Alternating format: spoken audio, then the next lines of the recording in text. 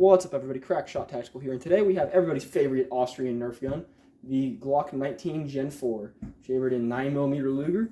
Very popular carry choice, and today I'll just be doing a general disassembly and cleaning. If you have any questions, leave them in the comments below, and let's get started. Quick overview, the Glock 19 Gen 4 is a 9x19 direct blowback pistol, which is operated by a striker system instead of a hammer or internal hammer like most modern firearms. Very reliable, very rugged piece used by most law enforcement agencies, if as a standard issue usually. And they even put in a variant of this known as a Glock 19X for military trial. It's basically this, but with a different type of lower receiver and in coyote tan. Without further ado, let's get started. To begin disassembly, just roll the slide back until the barrel block drops like that, and then pull these two disassembly levers all the way to the bottom whenever it rolls back. Do that, and then pull the trigger as it slides forward, and it should slide off just like that. Now that you got the frame and the slide separated, go ahead and take your frame and put it away. We'll deal with that later. For now, just take your spring out of your slide, and to do that, just kind of pull it up and depress it. You'll see it's hooked in that little notch there, which is the barrel, which is actually the barrel and bolt, well, not really bolt, but just more the barrel block assembly, and just kind of depress it and just pull it out, and it should come out really easy. And then to take your slide out, push it forward, and have it, you'll see it'll rock down a little bit, like tilt, like that. You should just be able to pull it right out. Now we're going to start cleaning the barrel assembly. I've already got my my bore rod right here lathered up with bore cleaner. I'm using Bright Bore by Remington. Good stuff. And I'm just going to lace it in and out, and that should get it pretty clean. I am using a 12 gauge bore cleaning system because my 9mm is also my 9mm cleaning system is also MIA. So I think at this point, improvised cleaning systems is just becoming a staple of the channel. I'm not even that mad. Yeah, there we go. Focus camera. Yeah, there we go. Yeah, great. Terrible camera shake there. I apologize for that. Now, this 9mm is actually not all that dirty because the powder doesn't even get the chance to burn before it leaves the barrel. So it's pretty clean. Much cleaner than 12 gauge as far as that goes. And now I will clean the slide. Cleaning of the slide is pretty straightforward. You need to get the extractor right, the plunger extractor right here. Get the bolt face right there. Yeah, there we go. Get the bolt face, firing pin face. You need to get these rails right here. They're important. The gun's function. Lubrication can get built up in there and create crust like that. Camera won't focus on it, but you can kind of see the dark spot. You need to get back in here where the striker is. Focus. Striker. Get back in there and just overall clean this. This brass residue needs to be cleaned because it's going to get gross if you don't clean it. So just grab your standard sheet of gun cotton. I'm going to use bore cleaner because that should work. And I'm just going to wipe it down. Pretty simple. And see how most of it just comes right off. Now, not all of it's going to come off because it's brass scraping against the gun. That's just a given. And then you got to get the bolt face. And again, that brass is just not going to come off. It's not going to happen, unfortunately. But you can, if you really put some elbow grease into it, you might be able to get most of it off, but not all of it. As you can see, I got some of it off, but not all of it. Then the rails, and the rails. There we go. And the rails. Be especially sure to get in here because this is where the last round bolt hold open comes into play. So if the slot, if you don't get in there, then it can fail on the last round and you won't know you're out of bullets, which could be problematic. Move to the other side.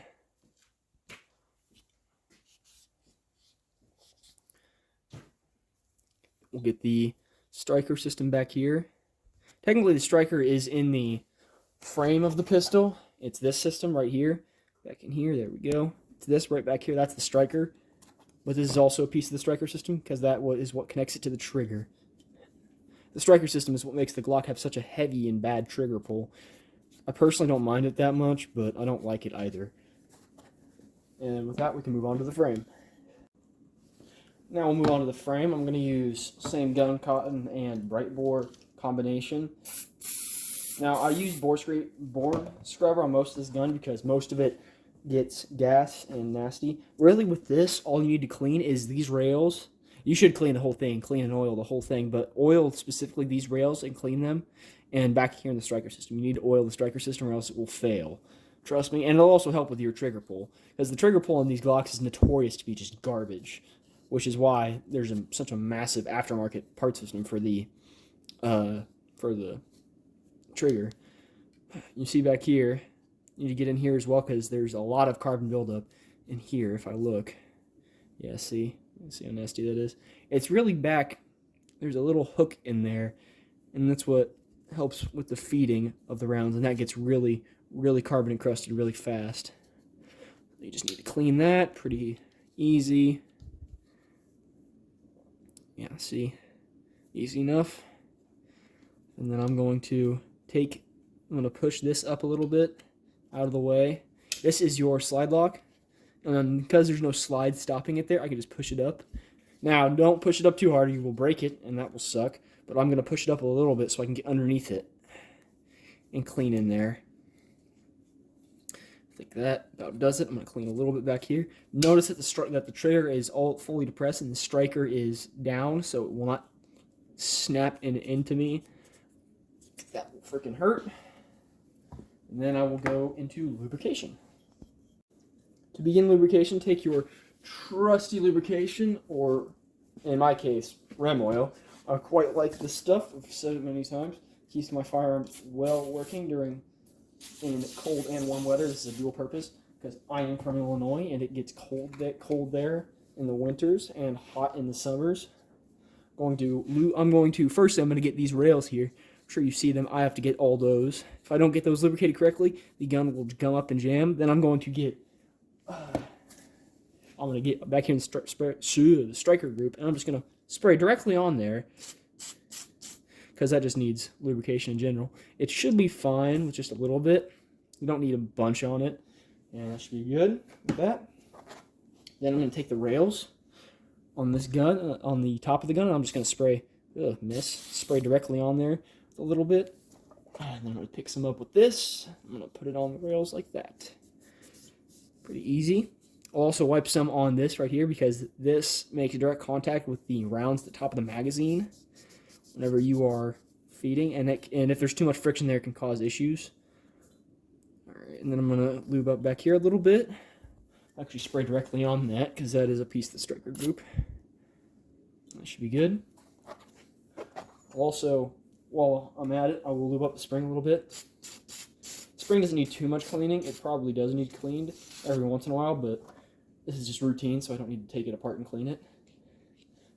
Notice that you can pretty easily manipulate the spring because it's only 9mm. Now, in different guns and different types of Glocks, the spring is heavier. Like in a Glock chambered in 45 ACP, I'm actually not familiar with the exact term, but a Glock chambered in 45 ACP or 10mm, the spring will be a lot stiffer and it'll be a lot harder to manipulate. As you saw in my 1911 video, the retained spring was really hard to manipulate. Anyways, let's move on to reassembly. Now that your gun's all lubed up, take your barrel and slide, and kind of slide it in there. You have to have the barrel at an angle like this, or else it won't slide in correctly. And then push it back. It should lock into the slots there. If it's still angled upwards, you have an issue. Should lock into the slots there pretty nicely. And then take your spring. Have this thin part. So the spring is shaped kind of like this. Take the thin part, this part right here, and it should go back against these slots in the barrel. If you look, and I'll put it up close to the camera. There's slots in the barrel. It needs to go on the second step here.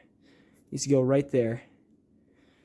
So if you watch here, I'm going to put the part in the front part of the spring in first, and then I'm going to slide it into that second step. You hear that first step, and then you got to compress the spring a little bit for the second step. Here, let me get it in my right hand so I can actually do that.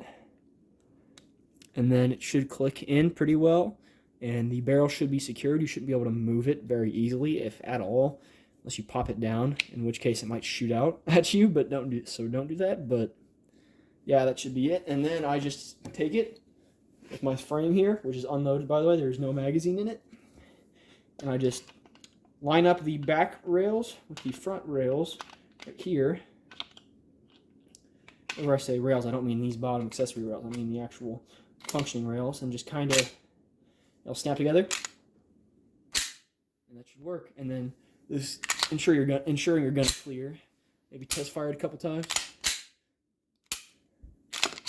And another thing about these Glocks, like, I'll just test the trigger here real quick. Like, you're into the trigger pull, and it's just mush, mush, mush, mush, mush, mush, mush, fire. That's the issue. And there's no, like, the reset is mush, click, and you can go again. And there's like look, there's so much room to just play around with. And that's another reason why I don't like Glocks very much. That's why I prefer my 1911, because my 1911, very light trigger, 2.5 pound trigger, which is custom, of course, but my 1911, like standard 1911, probably come with a 5 pound trigger. A nicer one might come with a 2.5. But the thing I will praise the Glock for is the tritium sights. Here, let me light it up for you. These tritium sights are really nice, very high visibility. Not quite night sights, I would say, but they work pretty well. I do not think they glow in the dark because I've never tested that. I've never done any kind of night ops with this, but they work pretty well in the dark. I do think so. I'm gonna take this thing, take a couple of these. I'm just gonna wipe it down because if you look at it right now, it's kind of oily and nasty. If you have your gun in a glass display case or anything, you might as well do this. It's not in a glass display case because I'm not going to display a Glock. I have standards. I'm going to wipe it down. It doesn't need that much oil on it. If you're not in a display case, you might consider leaving this much oil on it because maybe not on the bottom polymer part, but on the metal, it will create a protective sealant against water molecules and rust. And like I like how easy it is to operate. Like, they're nice guns. I personally rather have forward operating serrations, but the rearward operation serrations, like the operation serrations, are pretty good. They feel pretty good. I'll probably do a tactical review of Glocks at some point because I only really need to do one. I mean, they're all basically the same thing. Let's think about this here. But yeah, I think that's it. These standardly come with 15 round magazines. This is a full-size pistol. And it fits pretty. This magazine is empty, by the way, as you can see, and it fit pretty snug in there. They don't fit perfectly snug like my 1911, but I guess that helps if you're trying to do tack reloads. Yeah, I'm not really warmed up right now. My hands are really cold because I'm filming in my garage, but you get the point. But I think that about does it for this video. If you have any questions, if you like this video, leave a like. If you have any questions, leave it down in the comments. And if you really like this video, consider subscribing. I put out content like this. I try to do it every week.